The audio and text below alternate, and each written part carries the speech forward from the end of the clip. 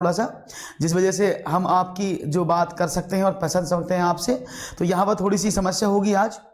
चलिए तो थोड़ा शुरू करते हैं और बात कर रहे हैं आपसे आज के सेशन के बारे में। और पहला प्रश्न आपके स्क्रीन पर ला रहा हूँ मैं। मेरी आवाज़ आप तक आ रही है? मेरी वॉइस आप तक पहुँच रही है? मैं लाइव हूँ कि नहीं? आपको मेरी आवाज़ आ रही है? तो ये तो पता चले कि आपको हमारी वॉइस पहुँच रहा है कि नहीं पहुँच रहा है। अच्छा, चल रहा है, मतलब हमारा वॉइस चल रहा है। तो चलिए पहला क्वेश्चन आपके समक्ष रखता हूँ दोस्तों। ये रहा आज का पहला सवाल, और सवाल है 996 और 318 के योग का निकटतम सैकड़े में मान कौन सा होगा, ये आपको बताना है। बहुत सिंपल सा प्रश्न है, जानना चाहूँगा इसका आंसर क्या आप देंगे। क्वेश्चन आपके सामने है, 498 और 318 के योग का निकटतम सैकड़े में मान कौन सा है। क्वेश्चन आपके सामने लिखा हुआ है, तो दीजिएगा आंसर। चलिए आ गया है, अब आया है मेरे सामने लाइव। तो क्या आंसर होगा भाई, देखते हैं सही जवाब क्या है आपका। तो यहाँ पर सही जवाब आप दे रहे हैं, मुझे वेट कर रहा हूँ आपके आंसर्स का। तो देखो सिंपल सी बात, अगर प्रश्न आपको ऐसा मिलता है जहां पर इस तरह का प्रश्न आपसे पूछा जाता है, तो सिंपल आपको छोटा सा काम करना होता है। 496 और 318 में निकटतम मान आपसे पूछा गया है कि पास वाला मान कौन सा होगा, ये क्वेश्चन है। तो आप गड़बड़ी मत कर दीजिएगा, ठीक है? आंसर को तेजी से दीजिएगा, कभी आप गड़बड़ी कर दे। बी ऑप्शन मिला है 800, बिल्कुल सही बात है, क्योंकि 496 प्लस 318 को अगर आप जोड़ते हैं तो 814 आपको मिलता है। पूछा है सैकड़ा, निकटतम सैकड़ा कौन सा है, इसके पास निकटतम जो सैकड़े में मान है, हंड्रेड्स में जो मान है वो क्या है। आप कहेंगे सर ये तो ये है, तो राइट ऑप्शन 2 करेक्ट आंसर था। सिंपल सा प्रश्न था, इसलिए समझ में आ गया होगा। चलिए 800 का बहुत बढ़िया। नेक्स्ट क्वेश्चन की बात करते हैं, ये रहा आपके सामने। कक्षा में गणितीय मनोरंजनात्मक क्रियाकलाप तथा चुनौतीपूर्ण ज्यामितीय पहेलियां संबंधी क्रियाकलाप महत्वपूर्ण होते हैं, क्यों? वे गणित में कम सफल विद्यार्थियों तथा मंद गति से सीखने वाले विद्यार्थियों में रुचि उत्पन्न करने में सहायक होते हैं। दूसरा, वे विद्यार्थियों को उन्नत की गणित कक्षा की एक रूपता तथा दैनिक चर्या के कारण होने वाली ऊब से बाहर लाते हैं। वे प्रतिभाशाली विद्यार्थियों को उचित अवसर प्रदान करते हैं, या वे प्रत्येक विद्यार्थी की स्थानिक और विश्लेषणात्मक योग्यता के संवर्धन में सहायक हैं। तो चाहूंगा आपका आंसर क्या होगा, जल्दी से दीजिएगा इसका आंसर। आप क्या दे रहे हैं? आपके आंसर हमारे लिए बहुत महत्वपूर्ण है, तो जानना चाहूँगा आप कौन सा आंसर यहाँ पर दे रहे हैं। तो क्वेश्चन आपके सामने है, आंसर दे दीजिएगा जल्दी से। मैं देख रहा हूँ आप लोगों के आंसर जो यहाँ पर आ रहे हैं लगातार। कौन सा आंसर आप यहाँ पर ऑप्ट करना चाहेंगे, चॉइस इज योर्स। क्वेश्चन आपके सामने है और मैं देखना चाहूँगा आप इनमें से कौन सा ऑप्शन चूज कर रहे हैं। तो ऑप्शन आ रहे हैं आप लोगों के, बहुत अच्छी बात है, वो ऑप्शन मुझे दिख रहे हैं। आप सभी के लोगों के ऑप्शन यहाँ पर प्राप्त होने लग गए हैं। चलिए बहुत अच्छी बात है, आप लोग अपने ऐसी आंसर देते रहिएगा। तो यहाँ पर बी, अमृता जी ने कहा बी, क्योंकि सबसे बड़ा वही है। तो भाई बी और सी से चक्कर में मत रहो, बड़े और छोटे के चक्कर में बिल्कुल नहीं पड़ना है।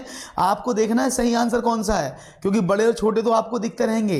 ये सबसे लास्ट का तरीका है कि बड़ा वाला लगा दे के छोटा वाला लगा दें, ये सबसे लास्ट का तरीका होता है कि बड़ा करें कि छोटा करें। तो यहाँ पर देख पा रहे हैं हम आपके समक्ष जो आंसर आप लोग मुझे दे रहे हैं लगातार, बहुत अच्छा लग रहा है।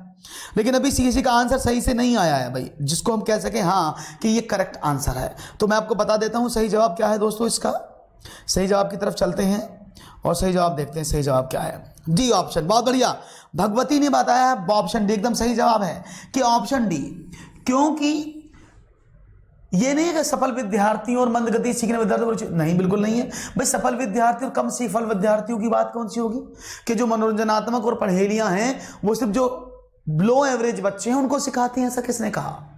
इसके साथ विद्यार्थियों को उनकी गणित कक्षा की एक रूपता दिनचर्या का होने वाले शुभ सवाल, गलत। प्रतिभाशाली के लिए नहीं होता है, वो सबके लिए होता है, वो प्रत्येक विद्यार्थी के लिए होता है कि प्रत्येक विद्यार्थी की स्थानिक समझ और विश्लेषणात्मक क्षमता को बढ़ाने का वो कार्य करते हैं। बिल्कुल सही जवाब आपने दिया। नया प्रश्न ये रहा, जल्दी से करके बताइएगा सॉल्यूशन क्या होगा, क्योंकि क्वेश्चन कुछ इस तरह से होंगे आप लोगों के, क्वेश्चन कुछ इस तरह से होंगे आप लोगों के, जिनमें आप क्या पढ़ेंगे, आप जिनमें सब चीज पढ़ेंगे। आप इनमें पढ़ेंगे मैथमेटिक्स के क्वेश्चन भी और साथ में मैथमेटिक्स की पैडागोगी भी। तो मिक्सअप क्वेश्चन्स हैं, जल्दी से आंसर दीजिएगा, चाह रहा हूं मैं इसका आंसर आप दे दें। तो क्वेश्चन है 48 - 2 सही 1/3 प्लस 3 सही 1/6 डिवाइड बाई 2 सही 1/8 का मान क्या होगा। शुरू हो जाओ और जल्दी से इसका आंसर बताओ। मैं देखना चाहूंगा आप लोगों का आंसर क्या मिलेगा मुझे, जल्दी से बताइएगा। तो राइट ऑप्शन क्या होना चाहिए? Option 1 20, option 2 25, option 3 28, option 4 31। क्या आंसर देना चाहेंगे? जल्दी से बताइएगा, कौन सा ऑप्शन चूज करना चाहेंगे? यहां पर क्वेश्चन आपके समक्ष लिखा हुआ है, सिर्फ आपको जल्दी से इसका आंसर दे देना है। तो मैंने भी डी बताया सर। अच्छा, कैलाश जी ने भी डी बताया था। कैलाश जी माफ कीजिएगा, एक्चुअली आज थोड़ा सा प्रॉब्लम है मेरे लैपटॉप में, जिससे कि मैं कमेंट सेक्शन मोबाइल में पढ़ने पड़ रहे हैं मुझे, अदरवाइज कल दिखता रहता था। एक्चुअली वो प्रॉब्लम कुछ नहीं है, जिस पर वो लैपटॉप रखा जाता है, मेज में कुछ प्रॉब्लम हो गया है, टेबल को रिपेयर करने के लिए दिया है, दैट्स वाई, तो उसमें रिपेयरिंग चल रहा है, इस वजह से वो हमारे सामने आपके रखने की व्यवस्था नहीं है कमेंट पढ़ने की, तो इसलिए आज मोबाइल में देख के पढ़ना पड़ रहा है। तो ए ऑप्शन दिया 20, शमीम ने कहा है 20, बहुत बढ़िया। अनुपम जी ने भी कहा ए, तो सब लोग ए बता रहे हैं। बहुत सिंपल सा सवाल था, देखो भाई 48 तो 48 है ही, इसको तो ऐसे ही छोड़ दो। अंदर देखें तो क्या हुआ भाई, मैंने आपको बताया था, मैं शॉर्ट में बता देता हूं, वैसे चाहे तो आप लॉन्ग में भी कर ले। 3 दूनी 6 और 1 7/3 प्लस 6 3 18 और 1 19/3 6, ये बंद, उसके बाद ये ब्रैकेट भी बंद है, और बाद में डिवाइड कर रहे हैं आप 8 दूनी 16 17/8 से। ठीक है, शॉर्ट बाद में बताऊंगा इसको कैसे करते हैं शॉर्ट दोनों को। ठीक है, तो क्या करें भाई, 48 माइनस का आपने इसको सॉल्व किया तो 6 एलसीएम लिया, 3 दूनी 6 14 प्लस 19, और इसको बंद करके डिवाइड 17/8 है जी। देख लेते हैं। अब देखो 48 में से 14 और 9 कितने होते हैं भाई, 14 और 9 कितने होते हैं 23 33/6, तो यहां पर क्या हो गया 48 माइनस 33/6, इसको बंद कर दिया और डिवाइड कर दिया इसको 17/8 से 20। तरीका नंबर 1। शॉर्ट में कैसे करेंगे उसको भी समझना, कि आप इतना टाइम ना लगाएं।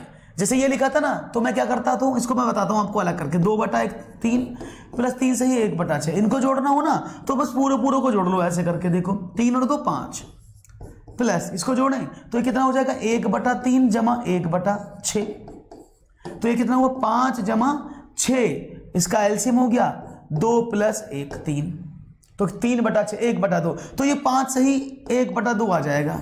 तो आपको इतना बड़ा नहीं करना पड़ता, सीधा 5 से 1/2 इसका आंसर लिख देते।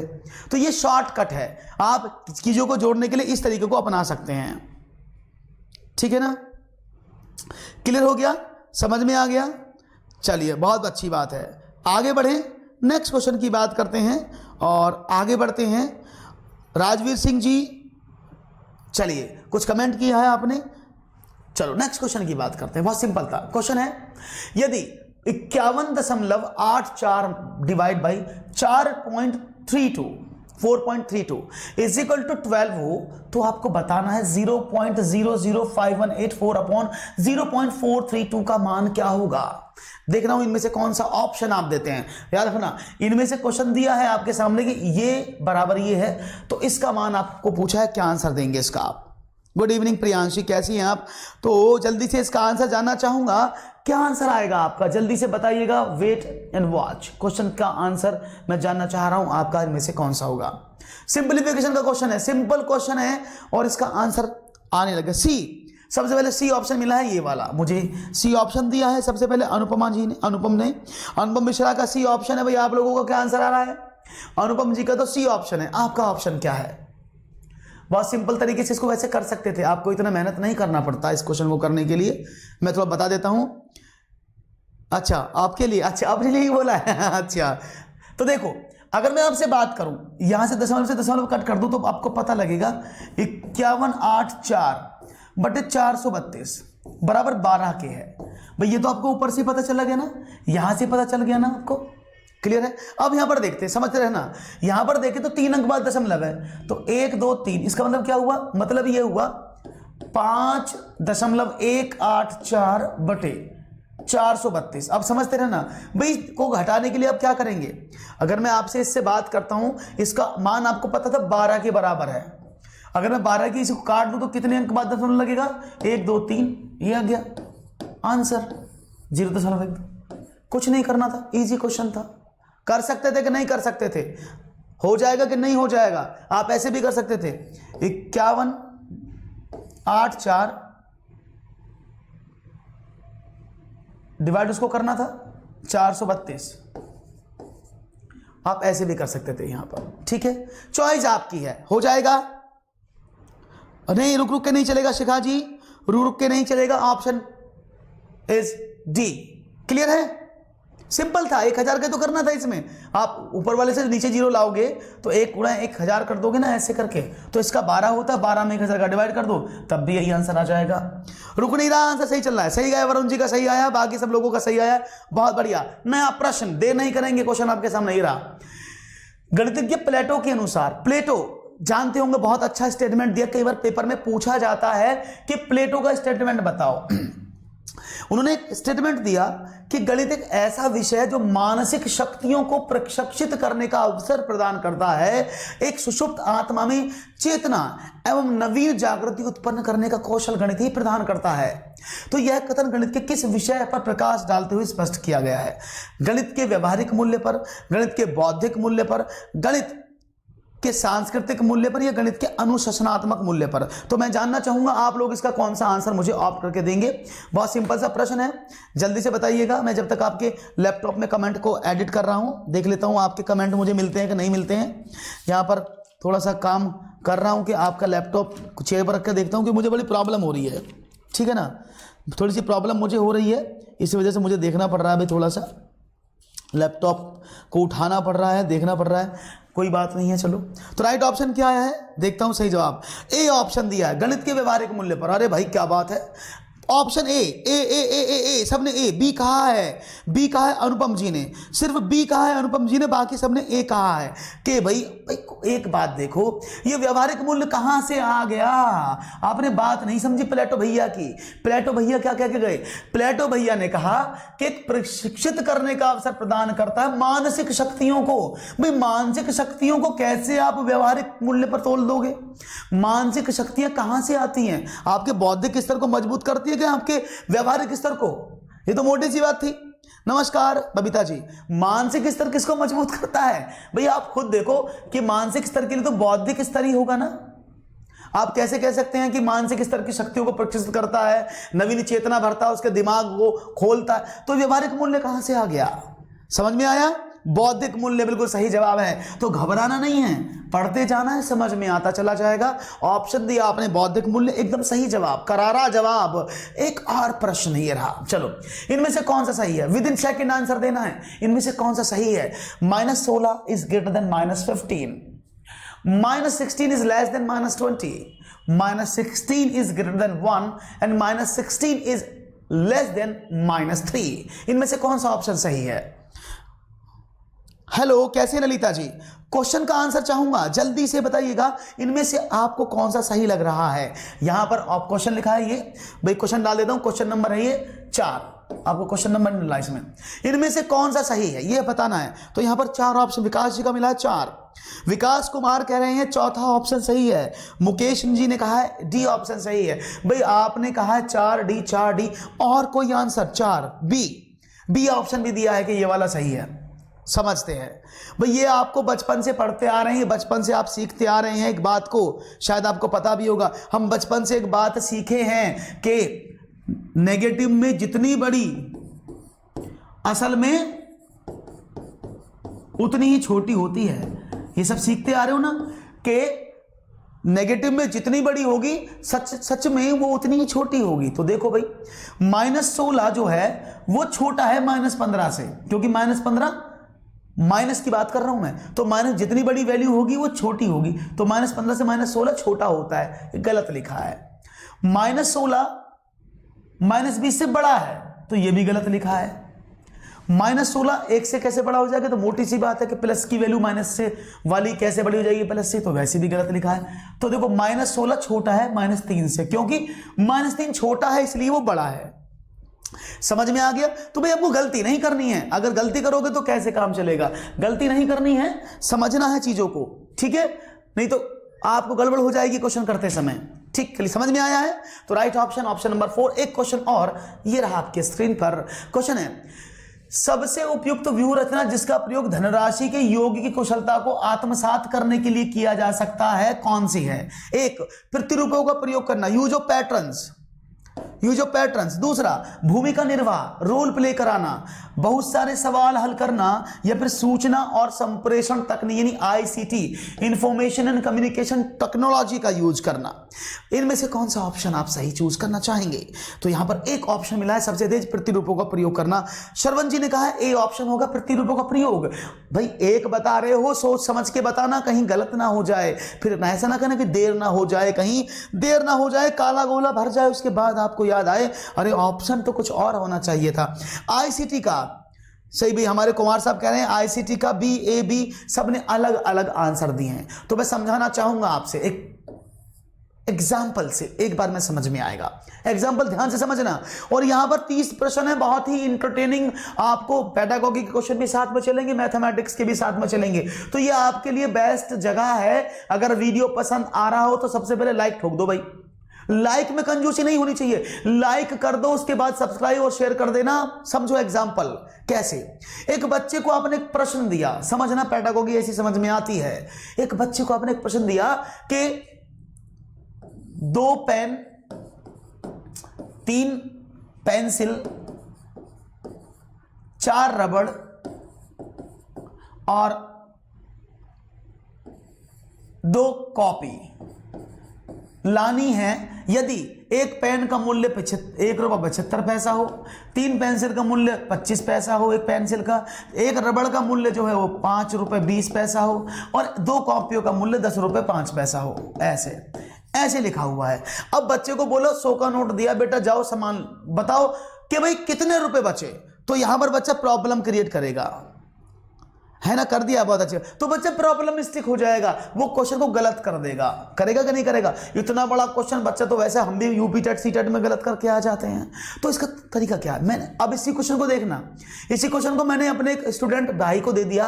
हमारा स्टूडेंट है टिल्लू को दिया 100 रुपए कि 100 रुपए ले बे टिल्लू, एक काम कर दुकान पे जाओ और ये सामान ले जाओ, अभी बोला था कि 5 रबड़ 4 पेन 4 पेंसिल लेके आओ।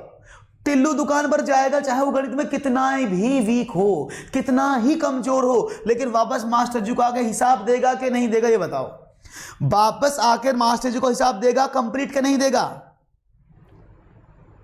अच्छा करते हैं, अगर उसको 100 रुपए देकर बोला जाए कि जो सामान की लिस्ट मैंने अभी बताई, दुकान पर जाओ ये सामान लेकर आओ, तो क्या टिल्लू सामान लेकर आके हिसाब देगा कि नहीं देगा? देगा ना, पक्का देगा, और एक एक पाई का हिसाब देगा ना। इसलिए अगर जब भी आपको धनराशि के योग की कुशलता की बात करनी है तो बच्चे को रोल पे लेकर आओ, एक बार में समझ में आ जाएगा उसको क्या होता है। बात समझ में आ गई?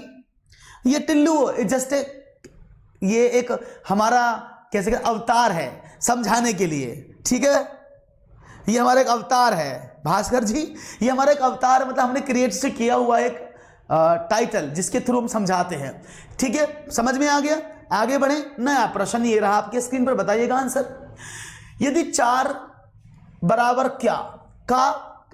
क्या परसेंट बराबर 51.2 हो तो प्रश्नवाचक चिन्ह के स्थान पर क्या आएगा? क्वेश्चन, यदि 4 to the power question mark है का क्वेश्चन मार्क बराबर 51.2 हो तो प्रश्नवाचक चिन्ह के स्थान पर क्या आएगा? बता दो जल्दी से जरा एक बार, क्या आंसर दे रहे हैं इसका?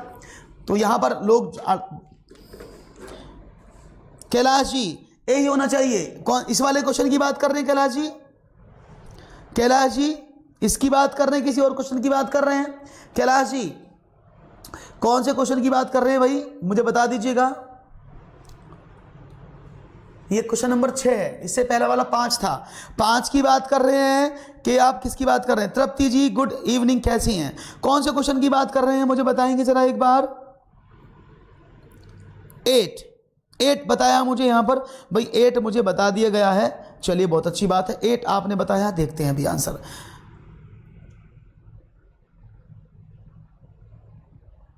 ठीक है, ये क्लास जो होती है ले लेते शाम को 9:15 से शुरू होती है पर डे। संडे ऑफ, कल क्लास नहीं होगी, संडे में ऑफ रहती है। मंडे से सैटरडे क्लास होती है लगातार। ठीक है, समझ में आया? चलो देखते हैं क्वेश्चन को एक बार। अब मुझे कमेंट मिल रहे हैं, 8 आंसर दे रहे हैं सब लोग, ये वाला आंसर। तो देखते हैं भी इस क्वेश्चन का आंसर क्या आएगा। आपने कहा for example 4 to the power, आपने क्या माना? x माना। भाई क्वेश्चन मार्क को x मान लो, इनटू x/100 बराबर क्या है, आपसे बात की जाए तो आपने कहा सर 51.2 है, 100 को उधर भेज दिया तो 4 to the power x into x बराबर कितना हो जाएगा 5120, यही हो जाएगा भैया। इतना ही होगा कि नहीं होगा बताओ, यही होगा कि नहीं होगा, हाँ कि ना, बताते रहना भैया तो समझ में आ जाएगा। इसका फैक्टर कर रहा हूं मैं, तो मैंने क्या देखे 4 to the power x multiply by x बराबर क्या हो जाएगा 4 टू द पावर 5 इंटू 5, ये हो गया इसका फैक्टर। चेक कर लो, देखो 4 गुणा 4 गुणा 4 गुणा 4 गुणा 5 बराबर 5120। आप इसको दो में भी कर सकते हो, मुझे क्वेश्चन करना था इसलिए मैंने इसको ऐसे तोड़ा है, ठीक है। तो 4 गुणा 4 गुणा 4 गुणा 4 गुणा 5 ऐसे लिख दिया, हो गया सवाल। इसको देखो सेम कंडीशन में, इसको देखो सेम पावर, तो मतलब क्या हुआ x की वैल्यू कितनी है 4 टू द पावर x बराबर 4 टू द पावर 5, x बराबर 5, तो x का वैल्यू किसके बराबर है, इट्स 5। सही जवाब ऑप्शन नंबर 2। किसी ने नहीं दिया, किसी ने नहीं दिया। बहुत बहुत स्वागत है आप सभी का, जो मेरे साथ जुड़ रहे हैं उनका बहुत बहुत स्वागत, अभिनंदन है। समझ में आ गया है कि नहीं आया, यस कि नो, यस आना चाहिए आंसर। आ गया ना, आएगा, पक्का आएगा, अगर आप पढ़ेंगे तो पक्का आएगा और क्वेश्चन आना पड़ेगा। नया क्वेश्चन आपके सामने ले रहा हूं, बहुत बढ़िया, राइट ऑप्शन बी सही दिया प्रियांशी जी ने। नेक्स्ट क्वेश्चन स्क्रीन पर ये रहा, बताइए 3 पेंसिल का मूल्य 20 रुपए है, 6 दर्जन पेंसिलों का मूल्य क्या होगा। इसको तो खा जाओ, इसको तो चबा जाओ, क्वेश्चन को पेन नहीं चलना चाहिए इसमें। There is no need to write up with pen, pen की आवश्यकता नहीं, क्वेश्चन बिना पेन के हो जाएगा। तो आंसर बताओ, इनाम पाओ। अच्छा, सॉल्व ही नहीं किया था सर जी, किसी ने सॉल्व ही नहीं किया अच्छा भास्कर सर, किसी ने सॉल्व ही नहीं किया था, अंदाजे ही लगा रहे थे, कोई बात नहीं है, ठीक है। क्वेश्चन नंबर 7 आपकी स्क्रीन पर है। तो क्या होगा, 3 पेंसिल, भाई मोटी सी बात देखो, 3 पेंसिल का मूल्य 20 रुपए है, कोई प्रॉब्लम नहीं। उसने कहा 6 दर्जन में 6 12 6 72 पेंसिल का मूल्य पूछा है, तो भी क्या करेंगे, 72 का क्या हो जाएगा 20 गुणा 72 बटा 3 और 24 3 72 और 24 दूनी 48, 480 रुपए आंसर। कितना आसान सवाल, कितना आसान जवाब। सीटेट का पेपर 1 है, आसानी से कर डालोगे। बहुत सही जवाब दिया है, 7 का ऑप्शन नंबर 3 करेक्ट आंसर है आपका। बच्चों वाला प्रश्न था, बच्चों वाला प्रश्न था। नया प्रश्न देखते हैं, देखेंगे क्या है। ये पैटर्न से प्रश्न है, क्योंकि सीटेट में पैटर्न भी आते हैं। 6 रेक्टेंगल 5 का अर्थ है 6 गुणा 5 प्लस 6 गुणा 5 प्लस 6 गुणा 5 बराबर 30 प्लस 30 प्लस 30 बराबर 90। तो उसी प्रकार आपको बताना है 8 रेक्टेंगल यानी आयत 9 का मान क्या होगा। जल्दी से मैं जानना चाहूंगा आपका आंसर क्या होगा। चलिए देखते हैं आप आंसर क्या देते हैं। वेट है आपके आंसर का, जल्दी जल्दी से दीजिएगा, इसका आंसर क्या होगा, वेट कर रहा हूं। अनिकेत जी ने कहा है 480, प्रीवियस क्वेश्चन का आंसर दिया है 2, यानी यहां 210 बताया है मुझे। शिवचंद्र ने कहा है ऑप्शन नंबर 2 होगा 210। चलिए शिवचंद्र जी, देखते हैं आपका आंसर कहां तक सही है।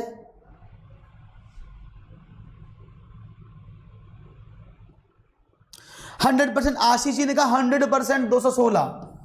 चलो भाई, बहुत अच्छी बात है। C option, C option, C option, बहुत बढ़िया। अब सबने सही दिया है इस बार, सी ऑप्शन एकदम करेक्ट। कैसे देखा, देखते हैं। यहां पर लिखा था 6 और इसका 5 क्या है, इन दोनों की गुणा 3 बार, तो वही कर देना भाई। 8 रेक्टेंगल 9 लिखा था, तो ऐसी लिख दे जैसे उसने लिखा था 8 गुणा 9 प्लस 8 गुणा 9 प्लस 8 गुणा 9, तो क्या हो गया 72 प्लस 72 प्लस 72 और 72 तो यह 216 आंसर आ गया। मुश्किल तो नहीं लगा किसी को, किसी को मुश्किल लगा हो तो बता दो। क्लियर आंसर था बहुत, जो उसने ऊपर वाले में किया वही मैंने नीचे वाले में कर दिया, मेरा आंसर आ गया। बहुत बढ़िया, समझ में आया, वेरी गुड, बहुत बढ़िया। नया प्रश्न ये रहा आपके स्क्रीन पर। लकड़ी के बक्से में 10,290 पुस्तकों को पैक करना है। यदि एक बक्से में 98 पुस्तकें पैक हो सकती हैं और एक बक्से का मूल्य 518 रुपए हो, तो पुस्तक को पैक करने में बक्सों का कुल मूल्य कितना है। चलो भाई शुरू हो जाओ, इनाम पाओ। जल्दी से इसका आंसर बताओ क्या होगा, देखता हूं आपका जवाब क्या है।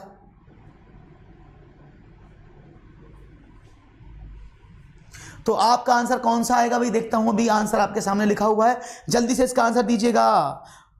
इजी था, नो सर, कोई बात, जल्दी से बताइएगा इसका आंसर क्या है। आपके कमेंट्स मेरे लिए बहुत कीमती हैं, आपके कमेंट्स हमारे लिए बहुत कीमती हैं। जल्दी से आंसर दीजिएगा क्योंकि यहाँ पर आपका ही इंतज़ार है, तभी तो क्वेश्चनों पर आपका प्रहार है। और अगर वीडियो लाइक कर दे भैया, अगर पसंद आ रहा हो तो दोस्तों को भी बता दो कि मैथमेटिक्स का कंप्लीट सिलेबस मैं यहां पर करा रहा हूं अपने चैनल पर विद सीडीपी और विद ईवीएस। तो बहुत कुछ आपको मिलने वाला है, बहुत कुछ आपको समझ में आने वाला है। इट्स माय प्रॉमिस, आपको कुछ बचेगा नहीं। सीटेट तक आपका कंप्लीट 15 प्रैक्टिस सेट के साथ प्लस एडिशनल नॉलेज के साथ आपको करा दिया जाएगा। क्वेश्चन आपके सामने है। मैथ वीक नहीं होगा नेहा जी, पढ़ेंगे तो उसको मजबूत कर देंगे। क्वेश्चन है लकड़ी के बक्सों का। देखो भाई, लकड़ी के बक्सों में इतनी पुस्तकें थी और एक बक्से में कितनी पुस्तकें आती है? 98। तो पहले बक्सों की संख्या निकाल लें। तो आपने देखा 10,290 को अगर मैं 98 से भाग कर दूं तो भाई मेरे बक्सों की संख्या आ जाएगी। कोई दिक्कत? इसको अगर मैं भाग कर दूं तो मुझे बक्सों की संख्या मिल जाएगी कि इतनी किताबें थी, एक बक्से में 98 किताबें आती थी। बक्सों की संख्या निकाल ली 105 और एक बक्से का मूल्य इतना रुपए है। तो भैया मुश्किल क्या हुआ? 105 में आपने 518 की गुणा कर डाली, तो बताओ क्या मुश्किल आ गया? 105 में 18 की गुणा कर दो तो ऐसे भी देख लो, 8 पंजे 40, 0 आएगा लास्ट में, इसी में ही आंसर आ गया। समझ में आ गया? कुछ नहीं करना भाई, 8 पंजे 40, 0 आएगा लास्ट में, इसी में ही आ रहा है 0, यही आंसर। बाकी गुणा करने की भी जरूरत नहीं है, तो शॉर्ट में भी कर सकते हैं। पैसा मैथ पेडागोगी तो तब भी कर लेते हैं बट सॉल्यूशन नहीं हो पाता। होगा कृतिका जी, लगातार रहेंगे तो होगा। रोशनी झा ने कहा बिल्कुल सही जवाब एकदम। भाई देखो 5 8 40, 0 इसी में था आंसर, ये मिल गया आंसर, खत्म, खलास क्वेश्चन। नया प्रश्न आपके स्क्रीन पर ये रहा। मेरुनिशा गणित की अध्यापिका हैं। वह एक प्राथमिक स्कूल में कक्षा 5 में गणित पढ़ाती हैं। क्षेत्रमिति पढ़ाते समय सबसे पहले वो बोर्ड पर सभी सूत्रों को लिख देती हैं। यह तरीका क्या दर्शाता है? पहला, निगमन उपागम को दर्शाता है, आगमन को दर्शाता है, व्यवहारिक उपगम को या प्रायोगिक उपगम को। मैं अंग्रेजी में इनके नाम अगर ना पता हूं तो बता देता हूं।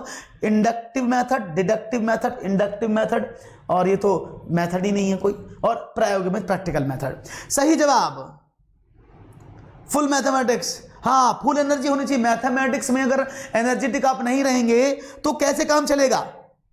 बिना मैथमेटिक्स में एनर्जेटिक होने के बिना काम ही नहीं चलेगा। और मेरी एनर्जी तो आप लोग हैं, जितने लोग आप कमेंट करते हैं उतनी एनर्जी अपने आप आ जाती है। एकदम ऐसा लगता है जैसे नीचे से कोई एनर्जी भर रहा हो। तो लाइक शेयर देते रहिएगा, एनर्जी मिलती रहेगी। सही जवाब है ए। बहुत ही बढ़िया, उम्दा जवाब ए, एकदम खतरनाक जवाब। क्यों? क्योंकि भैया उसने क्या काम कर दिया? सबसे पहले उसने सूत्र लिख दिए सारे, और जब नियम लिख दिए तो नियम चला कहां से? निगमन। तो नियम से अगर चलना है तो निगमन आएगा ही आएगा। नियम से चलोगे उदाहरण की ओर, निगमन आएगा। अमूर्त से चलोगे मूर्त की ओर तो निगमन आएगा। सामान्य से चलोगे विशिष्ट की ओर तो निगमन आएगा। और प्रत्यक्ष से, प्रमाण से चलोगे प्रत्यक्ष की तरफ तो भी निगमन आएगा। तो निगमन ही आएगा अगर इन सभी शिक्षण सूत्रों को आप प्रयोग करोगे। बात समझ में आ गई है? ठीक है ना? हाँ, बहुत बढ़िया जवाब। नया प्रश्न, संख्या 3 की घात 98 को 5 से भाग देने पर शेष क्या रहता है? 1, 2, 3 या 4? बहुत सिंपल सा सवाल है मेरा, आंसर दीजिएगा। नियम से उदाहरण की ओर। अमृता जी बिल्कुल सही कह रही है, नियम से उदाहरण की ओर। सवाल एकदम सिंपल सा है कि 3 की घात 98 को 5 से भाग करने पर क्या बचता है, ये आपको बताना है। सवाल का जवाब है ये क्लास। हाँ वंदना जी, ये क्लास डेली होता है, कल नहीं होगा, बस संडे को नहीं होता है। बाकी पर डे रात को 9:15 पर कंप्लीट मैथमेटिक्स विद पेडागोगी यहां पर होता है। और बहुत स्टूडेंट्स उसका फायदा उठा रहे हैं, आप भी उठाइए। 9:15 बजे सारे काम छोड़कर मैथमेटिक्स की तैयारी में लग जाइए, क्योंकि ये सीटेट का ही कोर्स है। डी बताया 4, बहुत ही बढ़िया जवाब, बहुत बढ़िया जवाब। 4 आपने आंसर दिया। देखो ये 2 तरीके से क्वेश्चन हो सकता था। आपने वैसे ये यूनिट प्लेस से करा होगा मुझे पता है, लेकिन इसको हम रिमाइंडर थ्योरम से करते हैं। रिमाइंडर थ्योरम क्या कहता है? 3 की पावर 98 में 5 का भाग करो। तो आप इस संख्या को ऐसा बनाओगे कि जिसके पास 1 आ जाए, भाग करने पर 1 बच जाए, नेगेटिव या पॉजिटिव। तो आपने देखा 3 3 9 लिख दिया, तो 3 की पावर 2 की पावर 98 बटा 5। इसको क्या लिख सकते हैं? 98 का आधा कर देंगे यहाँ पर, तो क्या, क्योंकि 2 नीचे निकाल लिया ना आपने, तो यहाँ पर क्या हुआ 9/5 की घात 49। अब देखो उसको डिवाइड करते तो माइनस का 1 बचेगा, माइनस का 1 की घात 49/5 यानी -1/5 बराबर 4। शायद ये आपको पता ना लगाओ कैसे हुआ, किस किस को, जो कौन कौन जानता है इस तरीके को। हाँ, 10:15 पर ईवीएस की धुआंधार क्लास आपके लिए होने वाली है, जिसको कहते हैं धुआंधार। अगर आपने ईवीएस पढ़ा तो ये मेरी गारंटी है कि आप ईवीएस को भूल नहीं पाएंगे, क्योंकि विनोद सर पढ़ाते हैं पिक्टोरियल रिप्रेजेंटेशन से। पूरा आपको पिक्टोरियल रिप्रेजेंटेशन, हर चीज का एक ग्राफिक मिलता है, जिससे कि आप देखकर सीखते हैं कि आपको वो स्मृति में हमेशा मजबूत रहता है। ठीक है, किस किस को पता है ये भाई रिमाइंडर थ्योरम, किसी को पता है कि नहीं पता है? रिपीट करें, P2G ने कहा रिपीट कर दे सर, रिमाइंडर थ्योरम नहीं आता है। देखो, रिमाइंडर थ्योरम का मतलब होता है शेषफल प्रमेय। शेषफल प्रमेय क्या कहती है कि शेषफल प्रमेय ये कहती है हम सिर्फ शेष निकालने के लिए उस संख्या को भाग करते हैं। जैसे 3 की घात 98 था ना, 5 से भाग करना था, तो हमने क्या काम किया इसमें, हमने इस संख्या को ऐसी संख्या बनाने की कोशिश की कि 5 से भाग करने पर ये प्लस का 1 या माइनस का 1 दे दे। तो हमने क्या देखा, हमने देखा 3 का वर्ग करते हैं तो ऊपर कितना हो जाएगा 49, क्योंकि पावर की पावर कर दी, अपॉन 5। इसका मतलब क्या हो, 3 3 9 की घात 49/5।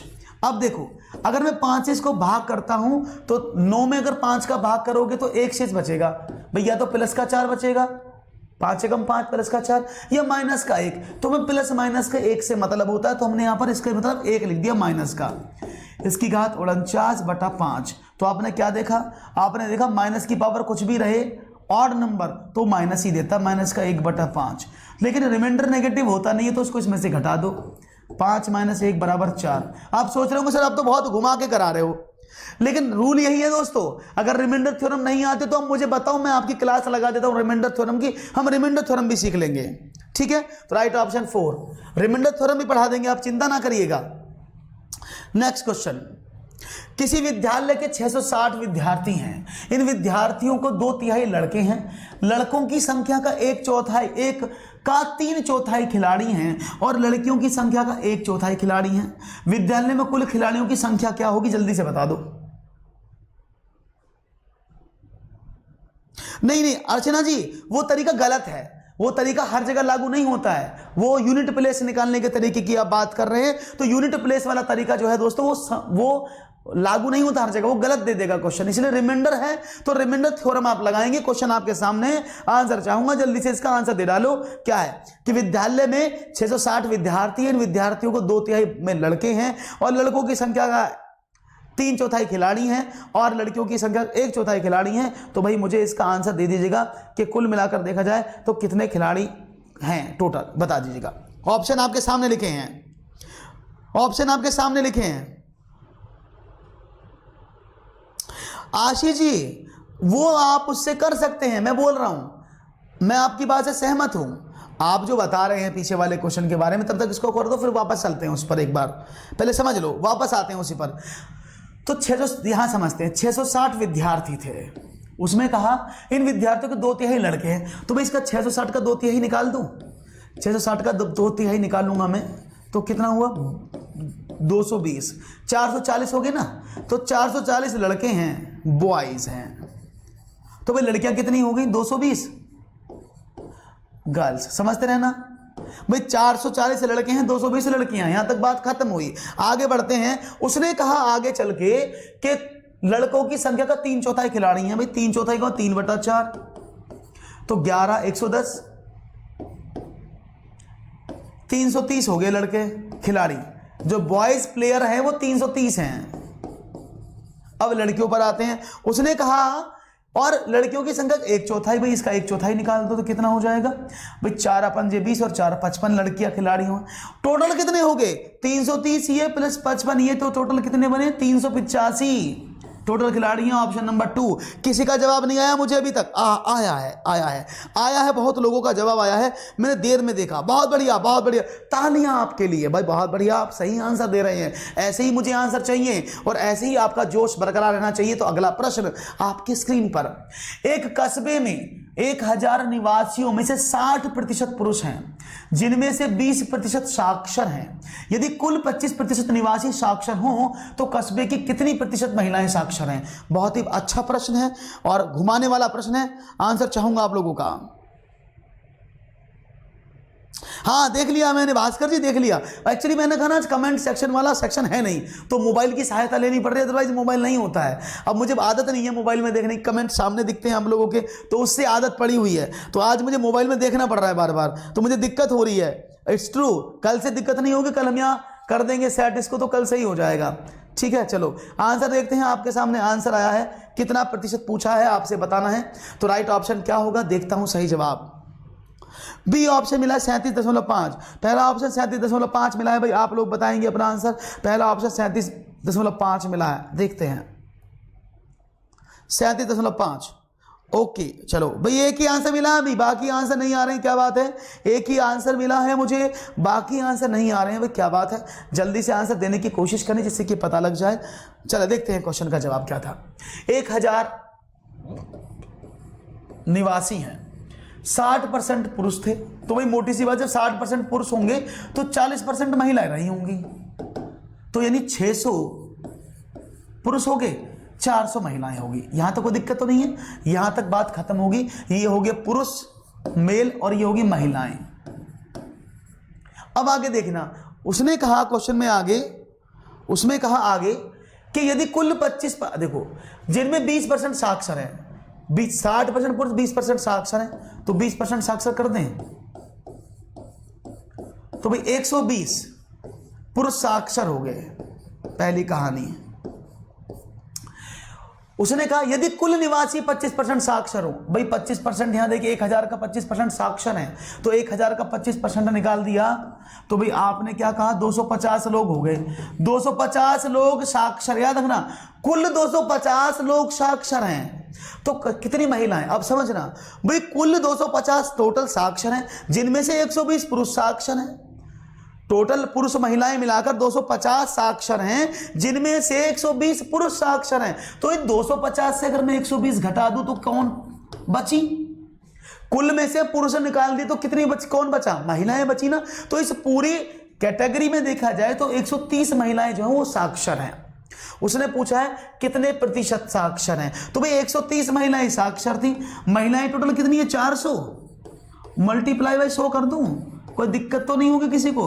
तो 4 तिया 12 होते हैं, 1 4 दूनी 8 और 4 20, 32.5% जो महिलाएं हैं वो साक्षर हैं। किसको समझ में नहीं आया? आ गया? बहुत बढ़िया, यहां तक समझ में आ गया सबको, तो निकल गया 32.5%। बताओ किसको मुश्किल लगा? मुझे तो लगता नहीं मुश्किल होना चाहिए। आसान है कि नहीं है? आसान है कि नहीं है? यस के नो, है ना? चलो भाई, राम राम कुलदीप जी। तो भाई जिसने अब तक फॉलो नहीं किया, सब्सक्राइब नहीं किया, वेट किस चीज का कर रहे हो भाई? मेरे बोलने का कर रहे हो क्या?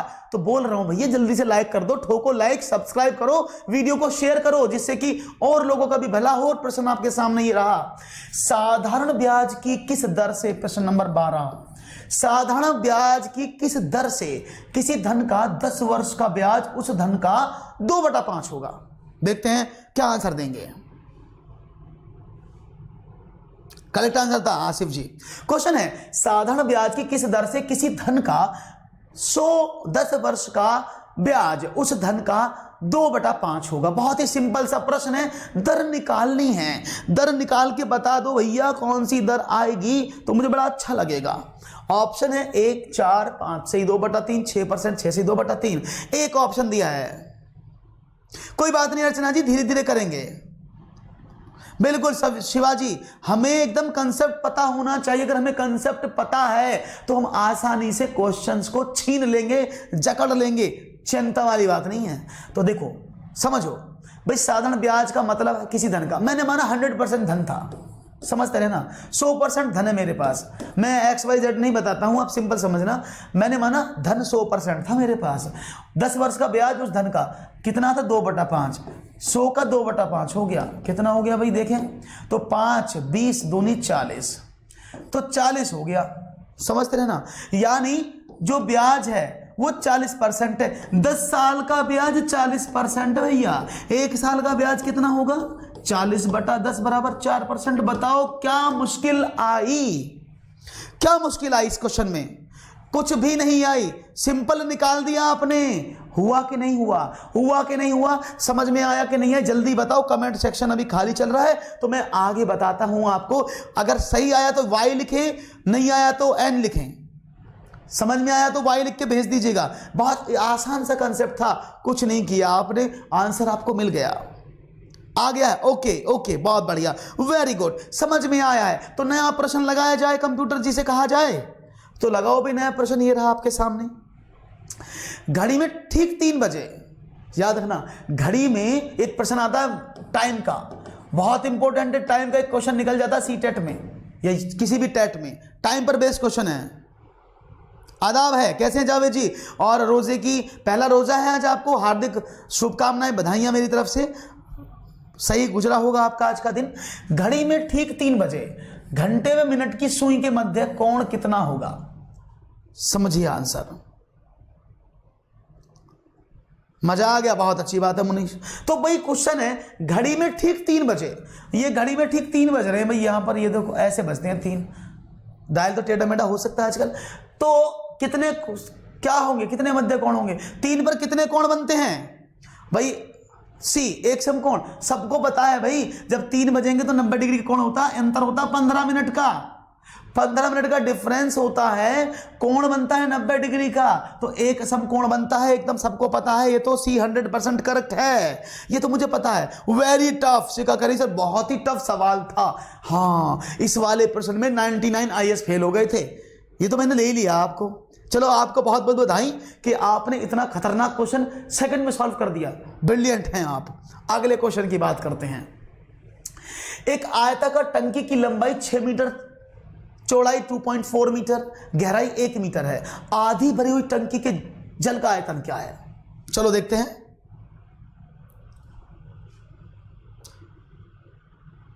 अच्छा चलो, हम तो दुआ मनाएंगे कि आपके सारे दिन ऐसे ही बीते। चलिए क्वेश्चन है, एक आयताकार टंकी की लंबाई 6 मीटर, चौड़ाई 2.4 मीटर, गहराई 1 मीटर है, आधी भरी हुई टंकी का जल का आयतन क्या होगा। भाई जल का आयतन तो सभी जानते हैं, ये टंकी है, आयताकार का मतलब कि टंकी की लंबाई चौड़ाई ऊंचाई दी है, तो ये घनाभाकार होगी टंकी, ऐसी टंकी थी, और इसके अंदर यहाँ एक इसका मुंह हो गया, इसमें पानी भरना है। उसने कहा है इस टंकी में पानी भरा जाता है तो लंबाई चौड़ाई ऊंचाई, तो भाई सब जानते हैं ना LBH होता है, आयतन LBH होता है, सब जानते हैं LBH, लंबाई गुना चौड़ाई गुना ऊंचाई, तो कर दिया मैंने LBH, 6 गुना 2.4 गुना 1, पूरी टंकी का आयतन निकाल दिया आपने। तो भाई 6 चौक 24, 6 दूनी 12 और 2 14, 144, इतना हो गया, ये पूरी टंकी का आयतन है, इसमें इतना लीटर पानी आता है। उसने कहा आधी टंकी का बता दो, तो आधा कर दो, क्या मुश्किल आ गई, आंसर आ गया 7.2 मीटर क्यूब। डी ऑप्शन है, इट्स डी, हाँ Shivaji, it's D not C, it's D, 7.2 metre cube. बहुत ही बढ़िया जवाब है आपका। नया प्रश्न लेता हूं, ये रहा क्वेश्चन, बड़ा अच्छा सा है क्योंकि आंकड़ों का वर्गीकरण, याद रखिएगा, आंकड़ों का वर्गीकरण आपके सिलेबस में है, CTET के सिलेबस में स्पेशल लिखा हुआ है आंकड़ों का वर्गीकरण, डेटा एनालिसिस। क्वेश्चन है, दिए गए दंड आरेख में एक फार्म का वर्ष 2009 से 2014 तक का गेहूं का उत्पादन टन में दर्शाया गया है। वर्षम वर्षों का कुल उत्पादन सम वर्षों के कुल उत्पादन का कितना गुना है, क्वेश्चन समझना। विषम वर्षों का कुल उत्पादन सम वर्षों के कुल उत्पादन का कितना गुना है, क्वेश्चन आपके सामने, आंसर दे दीजिएगा। 2.3, 0.75, 1.33, इनमें से कोई नहीं। और आपके सामने दिखा हुआ है चार्ट तो साफ साफ दिख रहा होगा सबको, चार्ट साफ साफ दिख रहा है ना, ऐसा कोई जिसको चार्ट ना दिख रहा हो, दिख रहा है। चलिए भाई, तो 1.33 बताया सबसे पहले मुझे राजकुमार जी ने कहा है, राइट, ये बताया है भाई। देखते हैं कौन सा ऑप्शन बता रहे हैं आप। राइट राइट राइट जी। ऑप्शन चाहूंगा, अभी मिल नहीं रहा है। देखो भाई आपको पता है 2/3, 0.75, 1.33, इनमें से कोई नहीं। तो देखें भाई ऑड रिवर्स कौन कौन से, एक तो ये हो गया 2009 ऑड है, यानी इसको देखें ये भी ऑड है यानी विषम वर्ष है, इसको देखें ये भी विषम वर्ष है, इसको जोड़ लें तो कितना हुआ 90 प्लस 105 प्लस 75 कितना हो गया भाई 270, 180 और 9 270 ही होगा ना, 270। हाँ जी चलिए अब बात करते हैं इवन ईयर्स। इवन का कितना है 110, 130 और 120, तो 100, 200, 300, 50, 60, 360 हो गया ये 360। ये लिखा था 270। उसने ये कहा है कि भाई विषम वर्षों का कुल उत्पादन कितना 270, सम वर्षों के कुल उत्पादन का कितना गुना है, ऐसे कर दूं तो शायद आपको समझ में आ जाए। और 27 में 36 का भाग करोगे तो मेरे हिसाब से 0.75 आपको मिल जाएगा। बात समझ में आ गई? कोई मुश्किल किसी को हो तो भैया बता दो मुझे, एक बार में समझ में आ जाएगा। कोई भी प्रॉब्लम हो तो बता दो। क्लियर है? समझ में आ गया होगा? प्रॉब्लम तो नहीं इनमें से कोई नहीं? अरे भाई डी क्यों कह रहे हैं? डी कैलाश चंद्रिका इनमें से कोई नहीं। कैलाश जी डी कैसे हो जाएगा भाई? इनमें से कोई नहीं कैसे कह रहे हो आप भाई? 270 में भाग कर दो 36 का, इतना आसान नहीं हो रहा। 9 3 27, 9 चौक 36, अब तो कर लो 3/4। 3/4 का मतलब क्या होता है 0.75 ही तो होता है। अब तो हो जाएगा भाई, अब तो आसान है। 270 में 360 करना था, 0 से 0 कट गया, 3 नाम 27, 9 3 27, 9 चौक 36, 3/4। 3/4 किसको बोलते हैं? पौना हिस्सा तो होता 3/4। लिख दिया आपने 0.75, आंसर मिल गया। मिल गया आंसर, बहुत बढ़िया। बी आया, बहुत बढ़िया। बी जिसका आया बहुत अच्छी बात है, नहीं है दिक्कत, बहुत बढ़िया। तो नया प्रश्न लेंगे, दिक्कत नहीं है तो ये रहा प्रश्न। बताइए, चौथी कक्षा के विद्यार्थी के लिए अधिगम उद्देश्य दिया गया। क्या अधिगम उद्देश्य दिया गया है? कि विद्यार्थी दशमलव वाली दो संख्याओं की, जो कि दशमलव के 2 स्थानों तक हैं, को क्रम में रखने और उनकी तुलना करने की योग्यता रखता है। यह अधिगम का उद्देश्य उल्लेख करता है। क्या उल्लेख करता है? कि यह प्रक्रियात्मक ध्येय है, यह सुव्यवस्थिता का ध्येय है, यह सामाजिक ध्येय है, या फिर यह विषयात्मक ध्येय है। इनमें से कौन सा ऑप्शन आप चूज करेंगे? हाँ जी, कौन सा ऑप्शन चूज करेंगे? क्वेश्चन आपके सामने है कि भाई यहां पर चौथी कक्षा के विद्यार्थियों के लिए अधिगम उद्देश्य दिया गया है। ये इनमें से क्या कि विद्यार्थी दशमलव की 2 संख्याओं का, जो कि दशमलव के 2 स्थान तक हैं, को क्रम में रखने और उनकी तुलना करने की योग्यता रखता है। तो यहां पर सुव्यवस्थिता का दे। बहुत ही बढ़िया, बहुत ही बढ़िया जवाब। वंदना जी ने 4 कहा है, बाकी सब लोग कह रहे हैं बी। वंदना जी अलग चल रही है, बाकी सब 4 कह रहे हैं। क्या बात है भाई? वंदना जी का आंसर अलग है, बाकी सबका आंसर अलग है। क्या बात है? तो भाई आप सबने अलग अलग आंसर दे रहे हैं, मुझे बड़ा अच्छा लग रहा है इस तरह के आंसर पा करके आपके। तो कोई बात नहीं है, यहाँ पर जो आपने आंसर दिया है देखते हैं आपका सही जवाब। हाँ बस मेरा लास्ट क्वेश्चन है, मैंने टाइम में भी देखा है, जब आप लोगों के साथ जुड़ जाता हूँ तो टाइम का पता नहीं चलता। दोस्तों आपने मुझे देखा टाइम देखा, विरोध सर का क्लास होने वाला है, तो बस ये लास्ट क्वेश्चन होगा। इसके बाद ईवीएस का क्रेज बहुत है। देखो उमा जी कह रही सर ईवीएस का क्लास लेना है, तो इसके बाद ईवीएस का क्लास में जुड़ जाइएगा पक्का। आपको बहुत अच्छा महसूस होगा और ईवीएस में मजबूती आपको मिलेगी। तो बता दूं सही जवाब क्या है? ऑप्शन नंबर 4 विषयात्मक ध्येय। ऑप्शन नंबर 4 विषयात्मक ध्येय माना जाएगा भाई। ये बताऊं क्यों? आप सोचोगे सर विषयात्मक ध्येय क्यों माना जाएगा? सुव्यवस्थिता का आपने बताया, कोई प्रॉब्लम नहीं, वहां साफ साफ उसने ये थोड़ी भाई सुव्यवस्थिता तो यहां भी आ जाएगी कि अपनी कॉपी को अरेंज करो, अपने कुर्सियों को अरेंज करो, अपनी क्लास को भी सुव्यवस्थित करो। तो ये सारे अलग अलग सुव्यवस्थिता की डेफिनेशन अलग है, लेकिन यहां साफ साफ लिखा था कि दशमलव वाली 2 संख्याओं को वो अरेंज कर रहा है। तो जब दशमलव की बात आ गई तो सुव्यवस्थिता किसकी होगी? विषयगत होगी, विषयात्मक होगी, क्योंकि वो गणित की समस्याओं को सुव्यवस्थित करने की अरेंज और क्या होता है असेंडिंग और डिसेंडिंग ऑर्डर सीख रहा है। तो वो सुव्यवस्थिता में असेंडिंग डिसेंडिंग के साथ साथ चीजों का अरेंजमेंट भी आता है। तो सही जवाब है ऑप्शन नंबर डी, यानी दैट इज ऑप्शन नंबर 4 विषयात्मक ध्येय। तो जिन्होंने सुव्यवस्था लगा उसको करेक्ट कर लीजिएगा। ठीक है ना, वंदना जी का आंसर सही है। तो भाई आज का क्लास हम यहीं समाप्त करते हैं, क्योंकि आज का क्लास के बाद विनोद सर का क्लास होने वाला है, तो हम भी नहीं चाहेंगे उनकी क्लास को हम कट करें, क्योंकि उनका भी इंपॉर्टेंट सेक्शन है। और आपको दोस्तों एक बात बता दें, लाइक ना किया हो तो जल्दी से कर दीजिएगा लाइक, कमेंट ना किया हो अब तक तो कर दीजिएगा कमेंट, शेयर ना किया हो तो कर दीजिएगा शेयर। तो क्योंकि लाइक और कमेंट, भाई लाइक तो जरूर कर देना, 100 कम से कम 500 लाइक चाहिए मुझे इस वीडियो पर, शेयर जरूर कर देना अच्छा लगा हो। और पर डे 9:15 पर यहां पर आना है, तो मैथमेटिक्स की प्रॉब्लम छोड़ दीजिएगा, सीटेट की फ्री ऑफ कॉस्ट यहां पर स्टडी हो रहा है, जिससे कि आप बहुत कुछ सीखेंगे और बेस्ट एडुकेटर्स के साथ। तो लाइक शेयर, और मैं देखूंगा आज कितने सब्सक्राइब आप लोगों ने किए हैं, तो सब्सक्राइब जरूर कर लीजिएगा, जिससे सारे नोटिफिकेशन मिल जाएं बेल आइकन को बजा करके। तो दीजिएगा मुझे इजाजत, मैं ललित धमानिया लेता हूं आपसे इजाजत, मुलाकात करूंगा, कल छुट्टी पर रहूंगा, परसों रात को 9:15 पर। बहुत बहुत शुक्रिया आप सबका जुड़ने का, धन्यवाद, and wish you all the best for your exam. और मिलते हैं विनोद सर की क्लास में, तब तक के लिए जय हिंद जय भारत, नमस्कार, थैंक यू।